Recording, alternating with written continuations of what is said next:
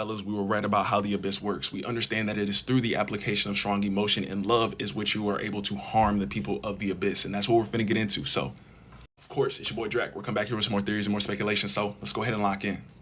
And what's crazy is I think that Otis had this in his back pocket since probably the first arc that we have seen, which is Romance Dawn.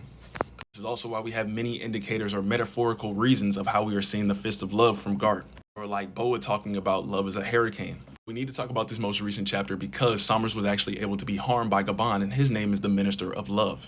However, this isn't the first time that we've seen this though, because we also seen it with Bonnie, in which she has a strong emotion or love towards Kuma, which is her dad. So how I'm seeing the abyss being played out is which whenever somebody has been wronged or they are being wronged in that moment, the people of the abyss are able to be harmed because of this strong emotion.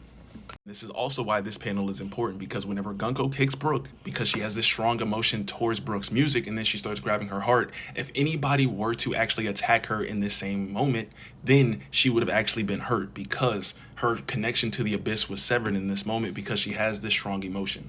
We know someone that is actually heavily tied to this whole situation of love, which is Sanji.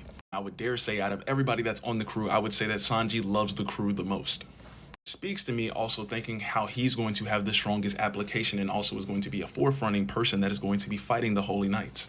What's interesting is that we have the love fruit though, so would that not also be a counteracting measure for the people of the abyss?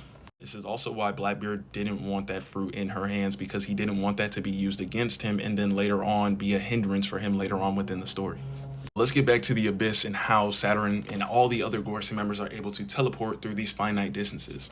Be an application of how we are seeing Blue Nose fruit. Also, shout out to Ghost because he's the person that put me on. So whenever we were seeing Saturn in the last week's episode, we are already knowing that he was on the ship. He goes through this finite distance of pretty much crawling through hell and then he exits out on Egghead. It's very similar to how we are seeing Blue Nose fruit being used. And so the abyss is realistically an amalgamation of different devil fruits that are being used, in which could also be a technology, an ancient technology at that. Or it could just be an application of forbidden arts that were of course learned through by the demons or whatever the case is. Which is going to tie back to how we are seeing Perona's fruit being used, which is of course lowering your self-esteem, giving you no morale.